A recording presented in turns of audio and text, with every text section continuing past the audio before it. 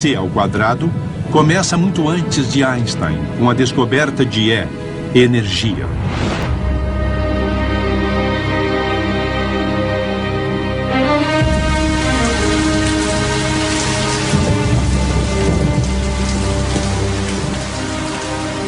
No início do século XIX, os cientistas não pensavam no aspecto da energia. Pensavam no aspecto dos poderes individuais, ou forças. Eram coisas totalmente desconectadas, sem relação. A força do vento, a força de uma porta se fechando, um trovão. A ideia de que pode haver algum tipo de energia unificadora por trás de todas essas forças ainda teria de ser revelada. A determinação de um homem para compreender os mistérios escondidos da natureza começaria a mudar tudo isso.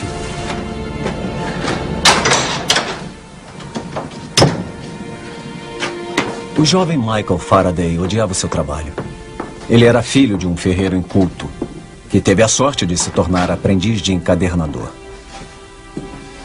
Mas Faraday queria uma coisa, queria conhecimento. Ele lia todos os livros que lhe caíam nas mãos. Ele desenvolveu paixão pela ciência. Todo o seu tempo livre e seu minguado salário eram empregados em sua formação. Ele estava no limiar de uma incrível viagem ao mundo invisível da energia.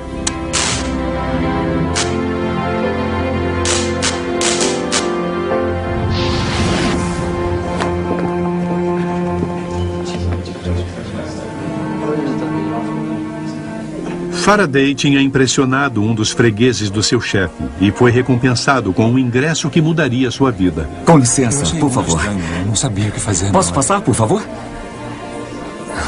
Posso passar? Tem gente que procura se aperfeiçoar se as pessoas deixarem. É claro, é claro. Passe, passe. Daqui para uma vida melhor. No início do século XIX, a ciência era assunto de cavalheiros, coisa que Faraday não era. Ele teve uma educação rudimentar. Ele lia muito, frequentava palestras públicas. Mas em 1812 ele ganhou ingressos para ouvir Sir Humphry Davy, o químico mais famoso da época.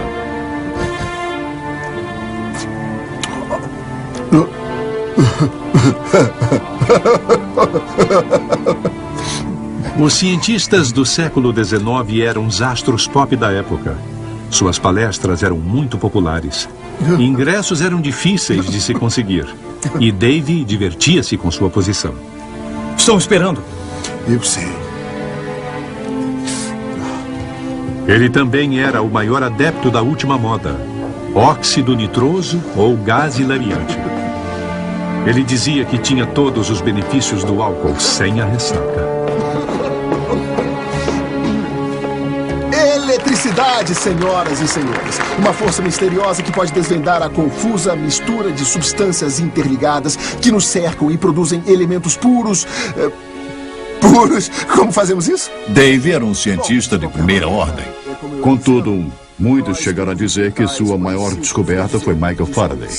Até que eu isolei o potássio do hidróxido de potássio derretido, como mostrei da última vez, do sal comum.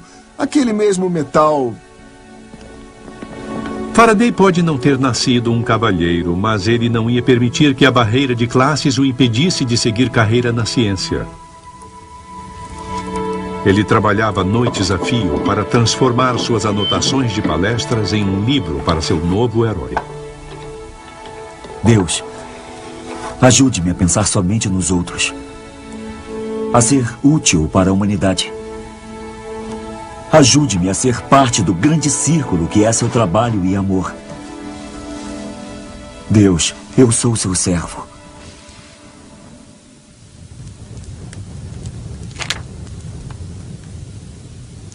Trabalho excelente, Faraday.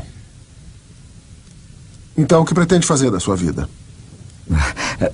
Meu desejo, senhor, é fugir do comércio, que eu considero depravado e egoísta, para me tornar servo da ciência, que eu acho que faz seus seguidores amistosos e liberais.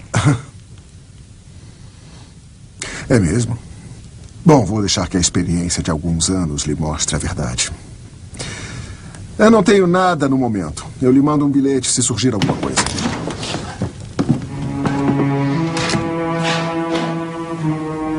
Apesar desse contratempo humilhante, Faraday estava determinado a se libertar de sua labuta diária. Sua paciência foi recompensada.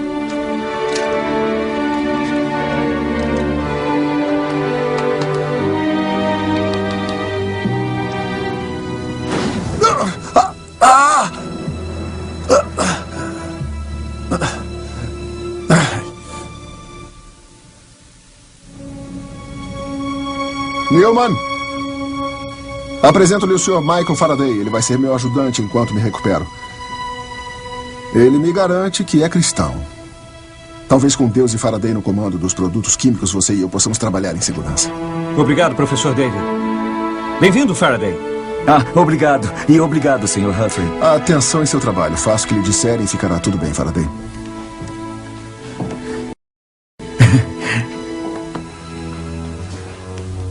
Faraday tornou-se assistente de laboratório, absorvendo ansiosamente cada migalha de conhecimento que Davy se dignava a lhe transmitir.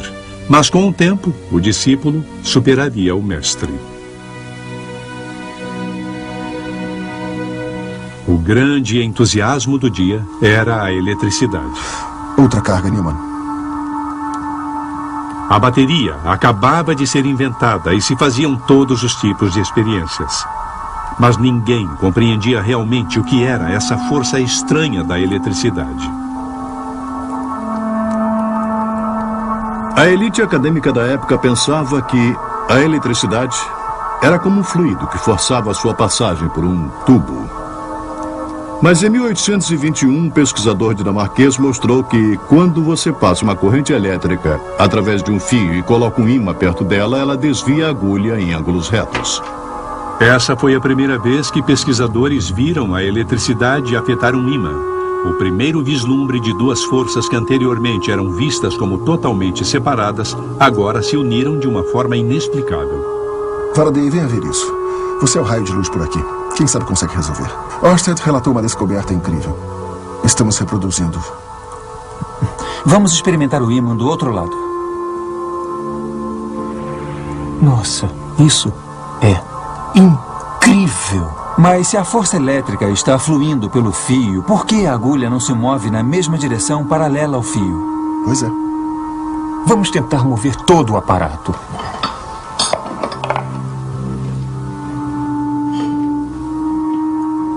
De novo, Newman. Então, a força elétrica vai nesse sentido e o ímã aponta nesse. Como um pode afetar o outro? Talvez a eletricidade esteja expelindo alguma força invisível enquanto se movimenta. O quê? Talvez algum tipo de força elétrica esteja emanando a partir do fio. Faraday, meu amigo, deixe-me dizer que na Universidade de Cambridge, a eletricidade flui através de um fio, não pelos lados dele. Pode ser o que viram em Cambridge, mas não explica o que está acontecendo. Ora, vamos em frente.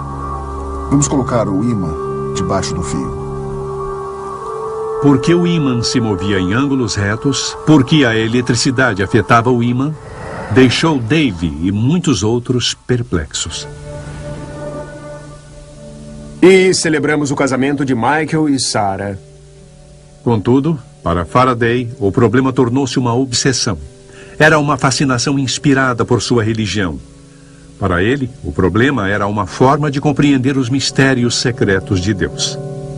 De nossos companheiros. Havia um pequeno grupo perseguido em Londres, chamado os Sandemanianos. Eles eram religiosos, não eram bem uma seita, eram só uma pequena subseita como os Quakers. Faraday fazia parte daquele grupo, era um grupo muito manso e decente. Acreditavam que debaixo de toda a superfície da realidade, tudo foi criado por Deus de uma maneira unificada. Que se você abrisse uma pequena parte dela, poderia ver como tudo estava interligado.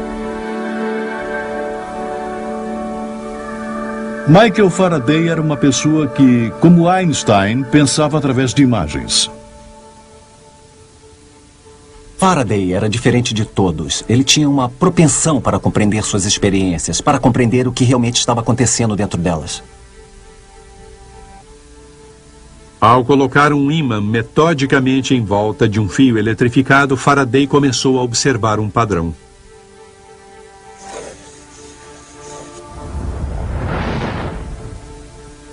Todos tinham aprendido na época que as forças se deslocam em linha reta. Faraday era diferente.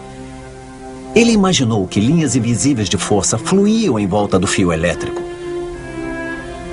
E depois imaginou que um ímã tinha linhas similares emergindo dele, e que essas linhas seriam capturadas em seu trajeto. Era meio como uma bandeira ao vento.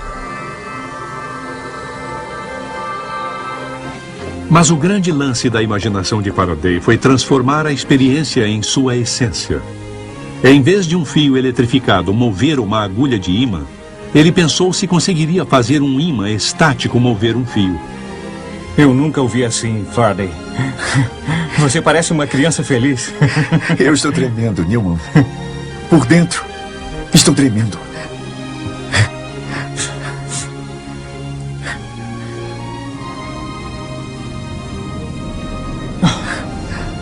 Viu, John? Viu? Vi.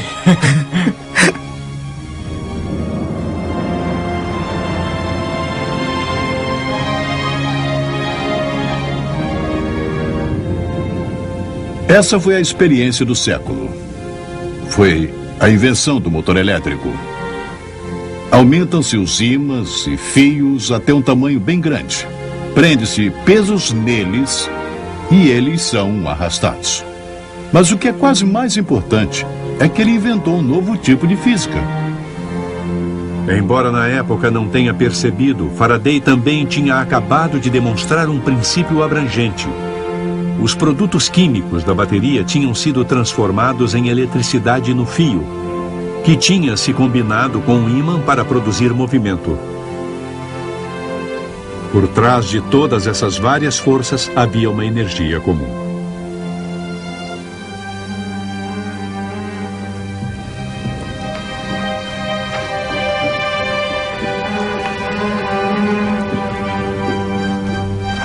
Alguns meses antes, David tinha sido eleito presidente da Royal Society, que era a elite da ciência inglesa. Mas ele viu essa descoberta publicada no Quarterly Journal of Science. Não sei se ficou com inveja, mas com certeza viu aquele jovem que tinha sido seu assistente, o simples filho de um ferreiro, fazer uma das maiores descobertas da era vitoriana.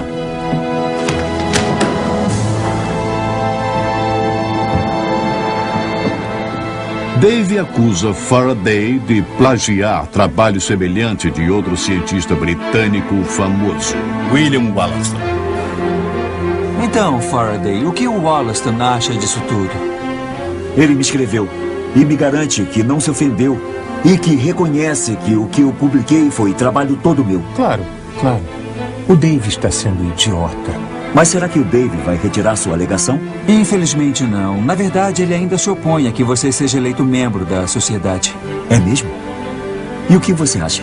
Faraday, meu caro amigo, você tem o meu voto. E o meu. E acho que tem até do Wollaston. Que confusão. Ah, não faz mal, não faz mal. A ciência é o que importa. Mas me diga uma coisa, como é que esse seu fio faz girar o ímã? Que forças misteriosas estão atuando? Parece ser uma interação eletromagnética. Na minha mente, eu vejo uma variedade de linhas de força saindo em espiral do fio eletrificado, como uma rede espiralada. Mas linhas de força invisíveis, isso é meio vago, não é? Faraday, posso lhe falar em particular? Claro.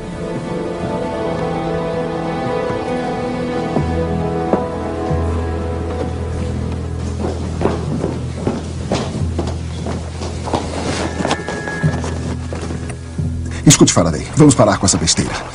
Quero que tire sua candidatura do quadro de avisos. Sir Humphrey, eu não vejo motivo para tirar. Meus amigos me indicaram. Foram eles que colocaram o papel lá. Não, eu não vou tirar. Tenha um bom dia.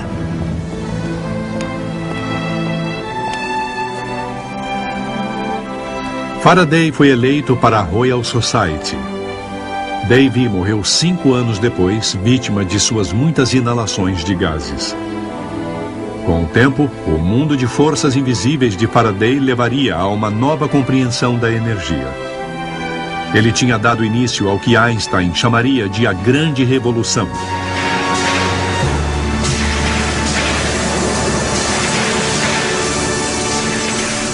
Foi no próprio núcleo desse empolgante novo mundo de energia que Einstein cresceu.